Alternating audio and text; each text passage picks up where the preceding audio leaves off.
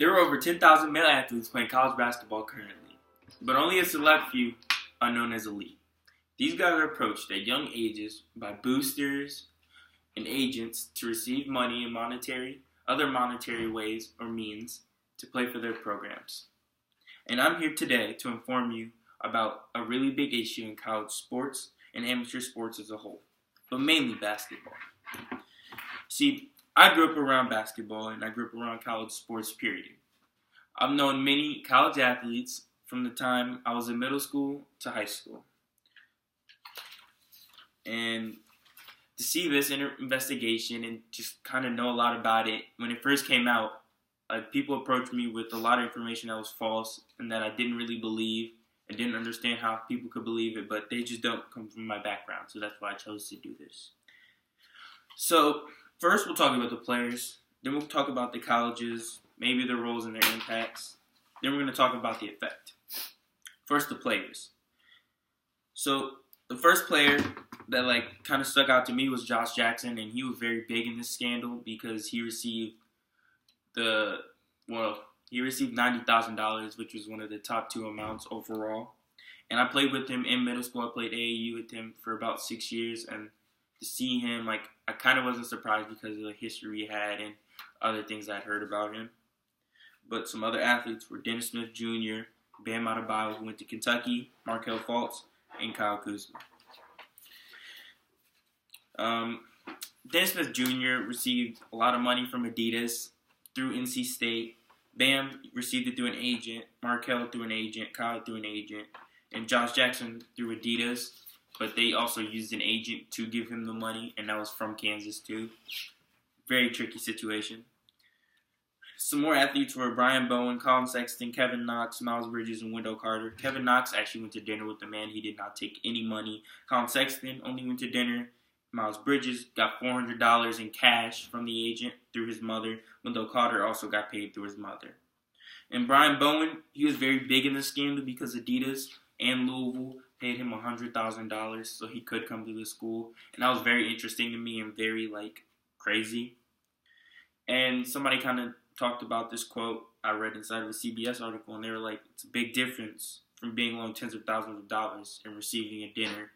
And that kind of gives the aspect of how Brian Bowen took $100,000 and Kevin Knox took a steak.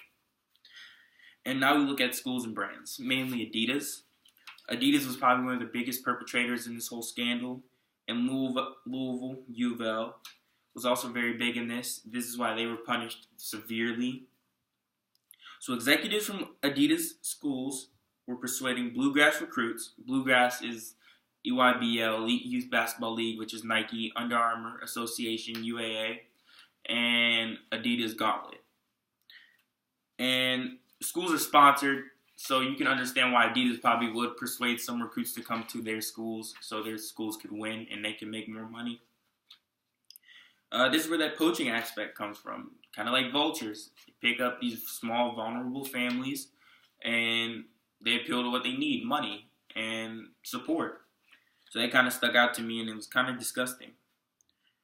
I told you about the 2 largest checks, $100,000 and $90,000. $10,000 difference, but still almost $200,000 between 2 athletes that could barely drive cars at the time.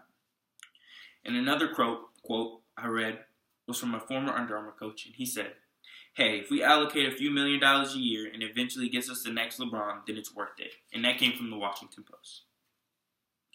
Now, Auburn and Louisville were 2 of the main schools. Louisville very much bigger than Auburn, but still both involved. And I focused on Auburn and Louisville because Auburn, we play them twice a year, and you see they have to cheat to beat us, apparently.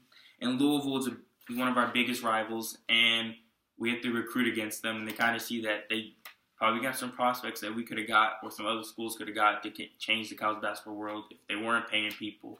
It's kind of crazy.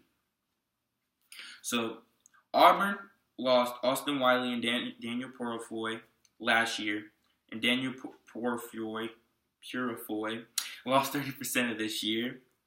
They extended Bruce Pearl even though many thought he was going to get fired. And then on the opposite end with Louisville, they fired Rick Pitino because he has a history of scandals. And Brian Bowen actually ended up getting suspended, transferred, and then went overseas because he went undrafted. In conclusion, this scandal shook the college basketball world and has led to many false accusations and fake experts coming out of the woodworks. And I'm just here to clear that up for you today. And I'd like to leave you with this. Is winning in the moment really worth losing for a lifetime? Thank you for listening, and have a nice day.